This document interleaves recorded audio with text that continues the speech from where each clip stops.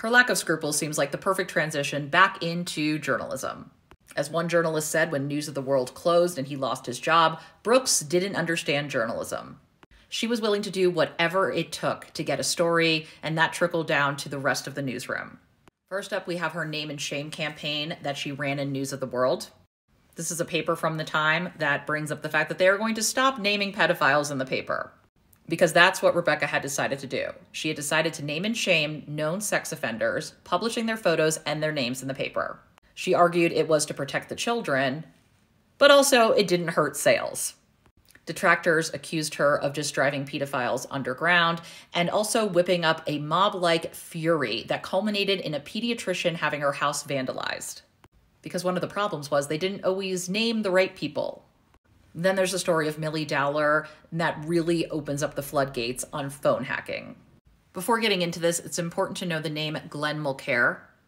He was a private investigator that eventually ended up working exclusively for News of the World. He would get information that no one else could get, hack phones, intercept voicemails, etc. And this all comes into play with Amanda Millie Dowler. She was a 13-year-old who was abducted and murdered in March of 2002. In 2011, reports showed that the News of the World had accessed Millie's voicemail after she was reported missing, giving her parents false hope and obstructing the investigation into her disappearance. Rebekah Brooks was editor at the time. There's continuing debate about how much Rebekah knew. In this article from the New York Times, Ian Hislop, editor of Private Eye magazine, is quoted as saying, either she's completely incompetent or she knew. He basically goes on to say, this is not the way tabloid journalism works. You say, where do you get the story? You don't say, I don't remember. You say, I bought it off of Mulcair. This article goes on to add that it's a sign of confidence that Mr. Murdoch places in Miss Brooks that he kept her on despite one of the biggest mysteries surrounding her. How could any respectable tabloid editor in such a cutthroat business not know how her own reporters were getting information for articles in her own paper?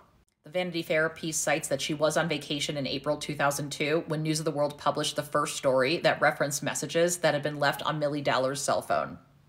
Brooks essentially places the blame on Andy Coulson, who was her deputy editor at the time, which it kind of seems unbelievable that her deputy editor and lover was not keeping her informed while she was on vacation. Many believe that if Brooks didn't know about the alleged wrongdoing when it occurred, her elevation in June 2009 to CEO put her in a position where if she didn't know then, she should have. Next up in March 2003, Rebekah Brooks appears before the House of Commons Select Committee on Culture, Media, and Sport, alongside other editors, including Andy Coulson. What makes this scandalous is what she reveals. Let's watch a clip. One element of whether you ever pay the police for information. Yeah. We have paid the police for information in the past, and it's been... And will you do it in the future? We operate within the code and within the law, and if there's a clear public interest, then the same holds for private detectives, for subterfuge, for video bags, whatever you want to talk about. It's illegal for police officers to receive payments. No, we don't. As I said, within the law. That was a slip-up. And then we start getting into the arrests related to the phone hacking scandal. In July of 2011, Rebekah is arrested by police on suspicion of conspiring to intercept communications and on suspicion of corruption allegations. Her husband, Charlie Brooks, tries to help her by getting rid of evidence that ends up not being evidence at all to any crimes. I don't have time to get into this, but I did do a video on TikTok about it. It's a wild story. This brings us to March 2012 when the Crown Prosecution Service charges Brooks, her husband, and several others with conspiring to pervert the course of justice. Part of what Rebekah is charged with is an allegation that in July of 2011, she conspired to permanently remove 7 boxes of material from the archive of News International. In a third count, Brooks is charged with her husband and several others with conspiring between July 15th and July 19th, 2011 to conceal documents, computers, and other electronic equipment from officers of the Metropolitan Police Service. While this is all happening, we also have the Leveson Inquiry, which was a judicial public inquiry into the culture, practices, and ethics of the British press following the News International phone hacking scandal. A series of public hearings were held from 2011 to 2012. I probably need to get into this inquiry in its own separate series. But here's just a little bit of Paul McMullen. Remember, he worked with Rebekah Wade and Andy Coulson at News of the World, speaking about the practices at the tabloid. Did your editors know that voicemails were being intercepted? Yes.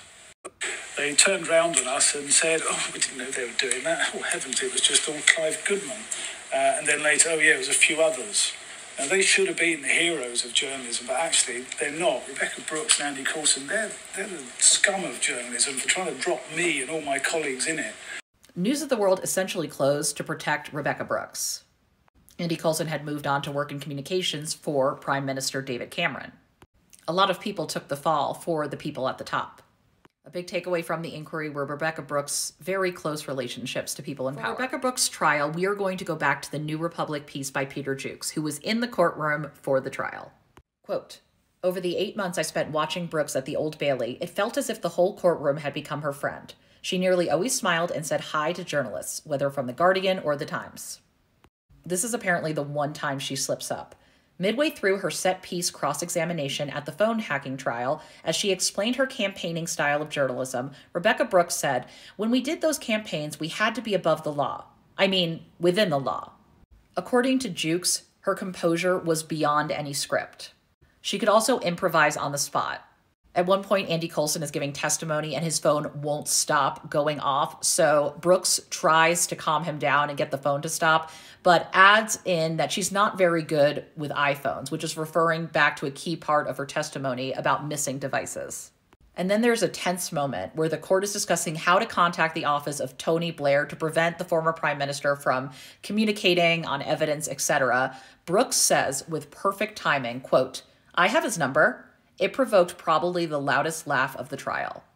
What's not the least bit ironic is the fact that during a trial into invading people's privacy and phone hacking, Brooks and Coulson insisted on their right to privacy. Through endless pre-trial hearings, Article 8 of the European Convention on Human Rights, which aims to protect family life and privacy, was deployed by counsels for Brooks and Coulson to exclude the unsent love letter she wrote to him in 2004 from evidence. The jury did get to see the entire letter, but only 2 paragraphs were released to the public. In the end, the people at the top did not take the fall. Brooks was cleared on all charges. Her husband was cleared on all charges. The guy who held the purse strings, who would have known about payouts to people like Glenn Mulcair for information for stories, was also cleared. It was Andy Coulson who was found guilty, and he was sentenced to 18 months in prison. He ended up serving 5 months and then did house arrest. News of the World may have closed as a result of the phone hacking scandal, under Rebekah Brooks, whether she knew about it or not.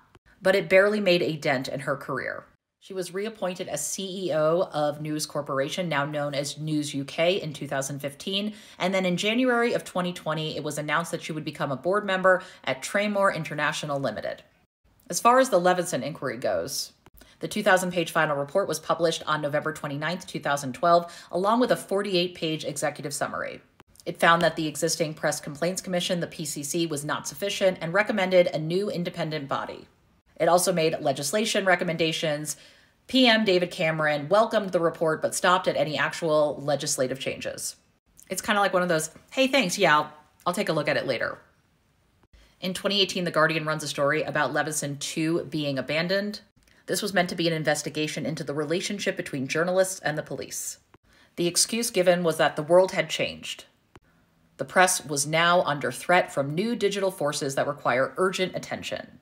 Traditional publishers are struggling. Matt Hancock, the culture secretary at the time, says, quote, "These are today's challenges, and this is where we need to focus." It's almost like it was decided that since there were new problems, the old problems no longer existed. Time had gotten rid of all the bad apples and all the bad practices. But have the tabloids learned their lesson, or have they just gotten smarter at how they gather information?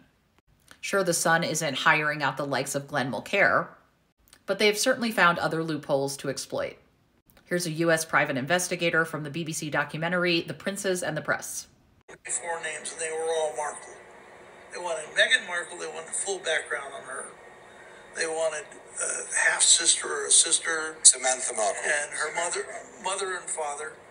And then later on they sent me another 4 names, and it was like 2 of the guys were ex-boyfriends, and at that time I was a licensed private investigator. So I could get their full social security numbers, their dates of birth, every address they ever lived at, you know, who their neighbors were, everything. The Sun say they made a legitimate research request for contact details for Meghan Markle and possible relatives, for which Mr. Hanks was paid $250. Can you just explain what's legal and what's illegal about the way you access those private databases? You have to log in as a private investigator to get all those details. Now, if you log in as a private investigator, but you're reselling the information to a member of the news media, that's not legal. I'm going to end with a quote from Spare after Rebekah is found not guilty. They were letting this woman walk, and there was no furor from the general public. Did people not realize that this was about more than privacy, more than public safety, more than the royal family? So what's really changed?